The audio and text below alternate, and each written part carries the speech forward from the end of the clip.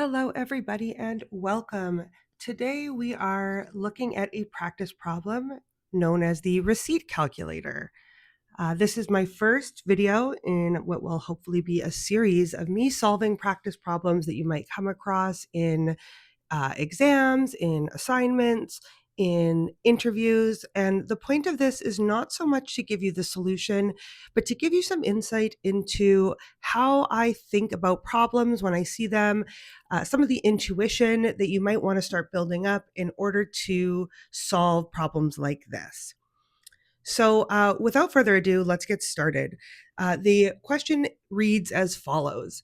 Write a program that asks the user to enter a subtotal and then asks whether they have a coupon, a Y, or N for yes or no. If the user has a coupon, apply a 10% discount to the subtotal before calculating tax. After any discount is applied, add that 12% tax and then compute the final total. The program should display the final amount formatted to 2 decimal places. You should be using scanner for input, doubles for calculations, and conditional statements for all of your decision making. We're going to use some form of formatted output for our display, and as an extension to this, please make sure that the total never drops below 0 and that rounding is handled correctly. All right, with that, you have 2 choices right now. And the first one that I recommend is that you pause the video here and give this problem a try yourself. And then you come back to hear my explanation around my thought process and how I get to an answer. This is going to be the reminder that I give probably at the start of every video. Watching me solve problems does not count as studying. It does not count as understanding. You have to try it yourself to get there. So take a moment, pause the video, give it a try, and then come back and I'll solve the problem with you. All right, the first thing we're going to need to do is open up our VS Code, probably what you're using, your Visual Studio Code. And I always recommend that you do make a folder, as you can see right here on my desktop, the 1020 practice folder. I always recommend one. So you are going to go ahead and open it. So make that folder, go and find it, and open it. Now, make sure that you're always sort of creating folders for each of your projects to avoid sort of cross-contamination here. So I'm going to actually make a folder for my receipt calculator, just like this. And I could go directly into this folder as well if I wanted to, instead of having my Explorer top level be 1020, but it doesn't really matter that much. And within my receipt calculator, I'll go ahead and I'll create my, main.java file. A very reasonable name to get started. Now, the very first thing that I do is I'm actually going to pull the whole question into here in like a big block comment. So let me just get that set up really quick. All right, and that's some movie magic for us there. Video magic, whatever it might be. All right, so there's a lot of text here that can be really overwhelming to sort of pull out the information we need. So I always find it's really helpful to imagine that we're sort of explaining what it is our program's going to do to a person who may or may not know computer science, right? So if I was explaining this to somebody who doesn't necessarily know computer science, I would say that they could enter a subtotal for their bill, and then they could click Y or N to tell me if they have a coupon, and then I'm going to tell them how much their total cost is for their bill based on whether or not they had a coupon. And that's really important because what I can now do is I can start to write out some steps in comments, which I find incredibly helpful. So step 1 is, like I said, get the subtotal from the user. Step 2 needs to be asking the user whether or not they have a coupon. All right. After that, we can apply the discount if they have one or not. So we can calculate our potentially new subtotal. Because of course, our subtotal would not change if there was no coupon applied. And then after all that's been done, we can add the tax and compute our final total. Add 12% tax, compute total. In fact, that's really 2 different things that it's telling me to do. I'm going to put that in 2 steps, compute total. Once I've done that, I need to display the final amount, formatted to 2 decimal places. Display final amount formatted to 2 decimal places. Okay, perfect. Everything else in this question here, use scanner for input, double for calculation, conditional statements, formatted output for display. All of that information is extra, right? That tells me sort of the constraints in which I need to be writing my code, but none of that has to do with like the actual logic of the problem. There's also this little bit at the end as an extension, ensure that the total never drops below 0 and that rounding is handled correctly.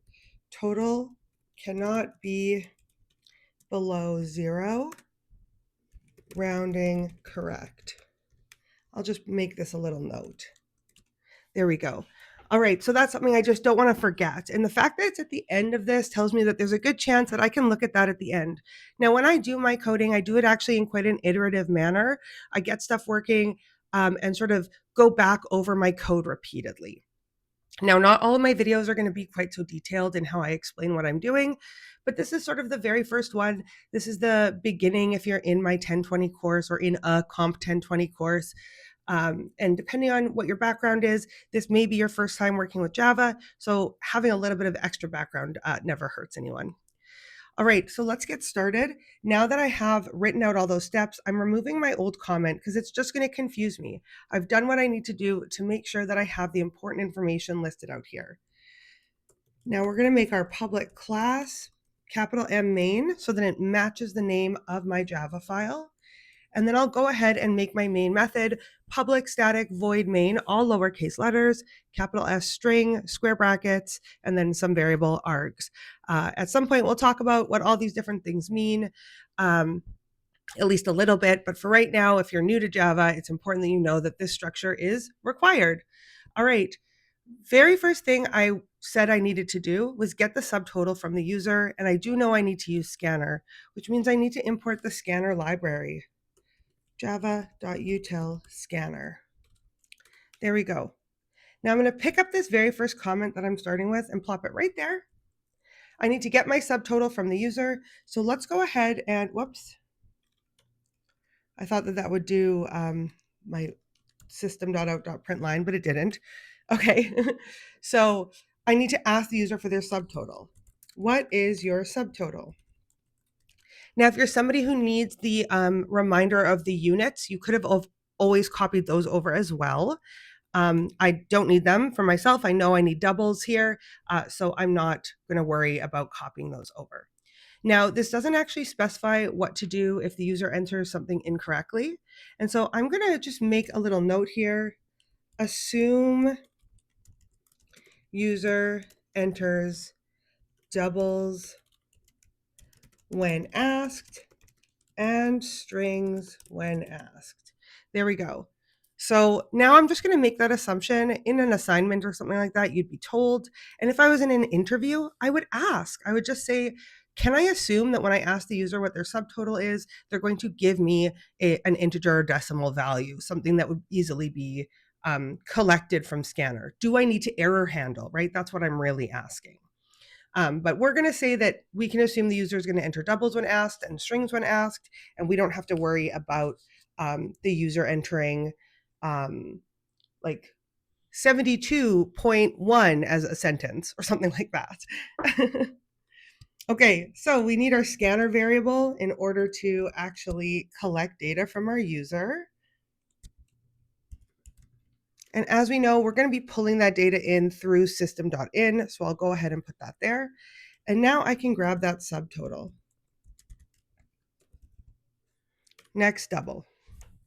You'll notice that I allowed my code to sort of autocomplete on next double. That's perfectly acceptable. What you don't want to be doing is using something like Copilot that takes your comments and like writes all the code for you. But the fact that I knew that it was going to be next double, I started typing next and double showed up. That's okay. That IntelliSense is totally fine. All right, once we've done that, we're next supposed to ask the user for a coupon if they have one. So let's take this and let's ask the user if they have a coupon. Do you have a coupon? Question mark. All right, now we're going to take our scanner and we are going to get the user's response to this question. User coupon, and we're going to say CS or SC dot next. Will that be enough? should grab either the Y or the N because we are assuming that the user will enter something that makes sense to us. What does .next return? If I highlight over it, you'll see it does return the next complete token from this scanner as a string variable. It says string right there. So I know that I have this set up properly. All right, now I need to determine if the user entered a Y or an N. Now, if I really think critically about this problem, what happens if they enter a Y? Well, if Y, then 10% discount. If N, then no discount, right? If N, then no discount means nothing changes. So we don't actually have to check for both of these. We just need to check if they entered a Y. So if that value dot, if that user coupon dot equals ignores case, a Y or a Y, it shouldn't matter, we're going to give them that discount. And that discount can be calculated as follows, just like that. Now, anytime that you write a number in like this, you need to pause and give yourself a constant variable. Okay, so that's really good programming practices. So final double discount is going to be just like that. Oops, wrong one. And you could honestly do it for, if you wanted to be, it's a little overkill for this, but you could do it for all your strings as well. But definitely do it for your for your ints and your doubles and your floats and stuff like that. Okay, now if you wanted, I guess you could then say else. But what would you put in there? You'd put nothing. The subtotal doesn't change. And that's really bad programming practice. So we're actually going to leave that blank. We don't need an else because we're not going to make an empty else. So now we're going to adjust our total based on our discount. Well, actually, we'll call this discount applied because how confusing for me to have put 90 there when the discount is 10%. Because the discount is 10%, we are only going to pay 90% of the total. So it's more of like a discount applied variable. I think that that makes a little bit more sense. After we've done that, we need to go ahead and add our tax. So in order to, I should be probably picking these up as I go and adding these comments in to make sure I don't miss any steps. It gets really easy as our programs get bigger to miss steps by accident. So here is our calculate subtotal right there. After we've done that, we can add that tax.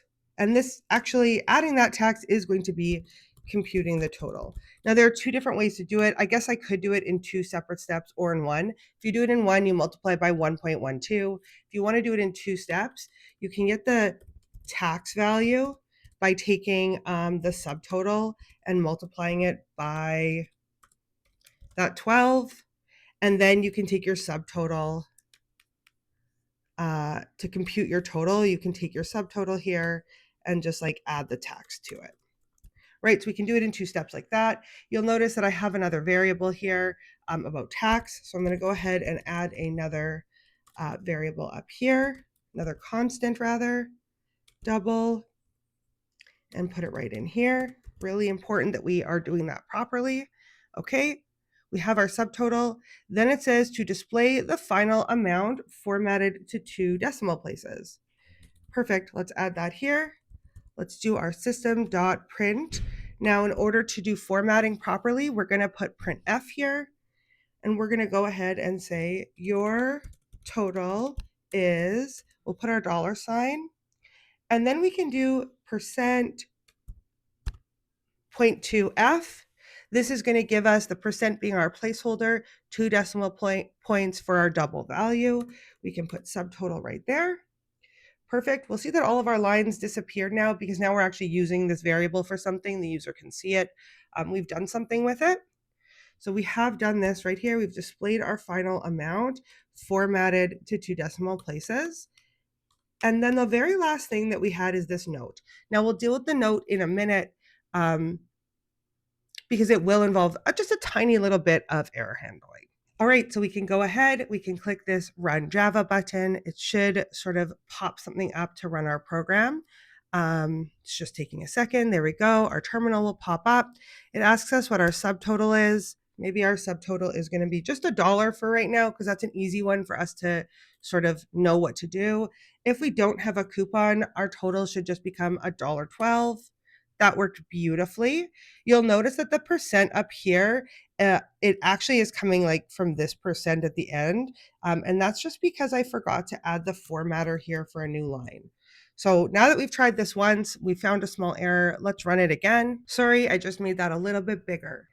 All right, so let's just try running this again.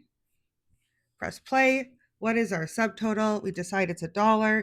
Do we have a coupon? Yes. What do we expect to happen here? We expect our coupon to be applied at that 10%. So totaling 90% of that dollar should be moving forward as our subtotal. So we have a 90-cent subtotal. And then we need to apply our 12% tax, which should land us around $1.01 at the end of all of this, right? It's basically like reapplying that 10% plus a little.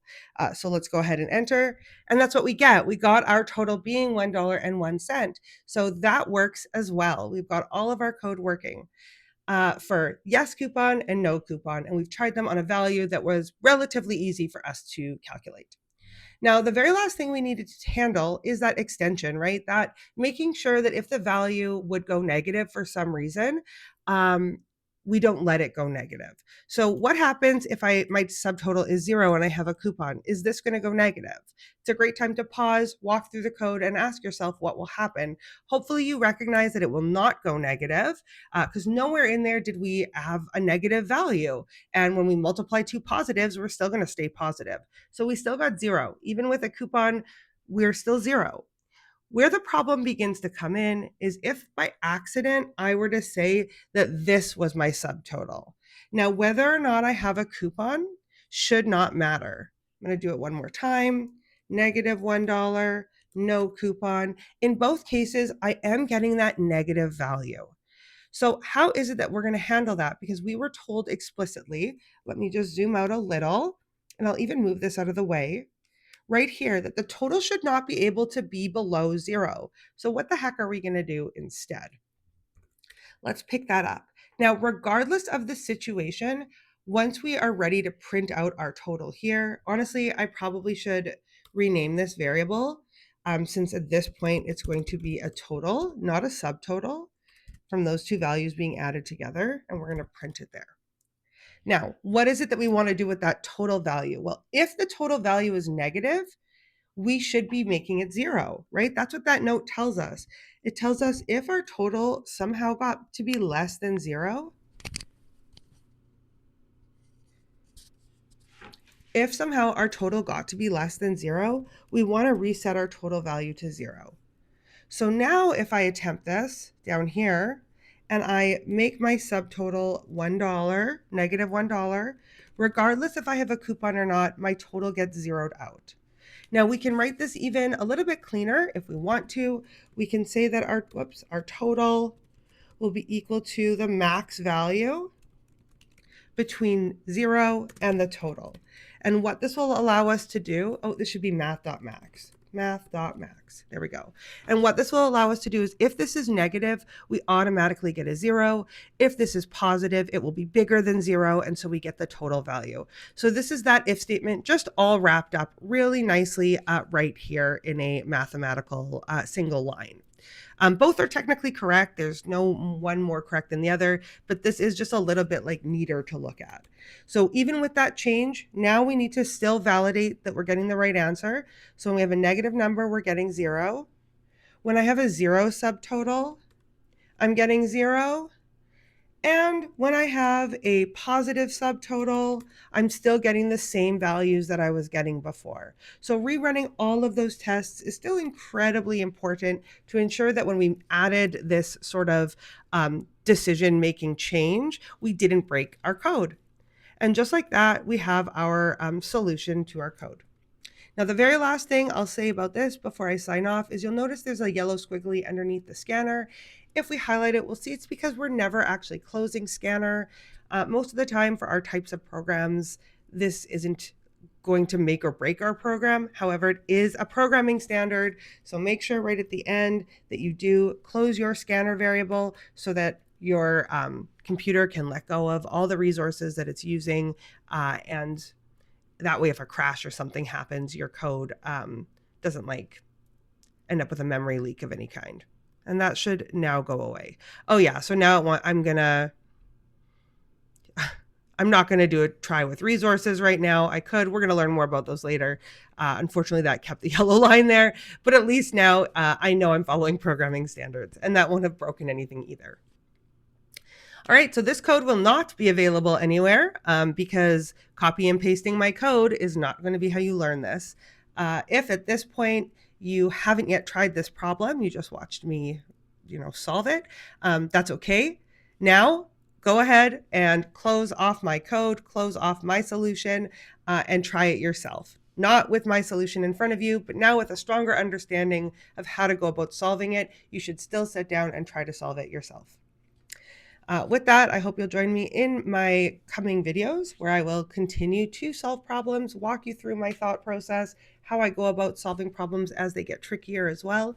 And I hope that you find some of these helpful. Thanks, everybody, and have a great day. Bye.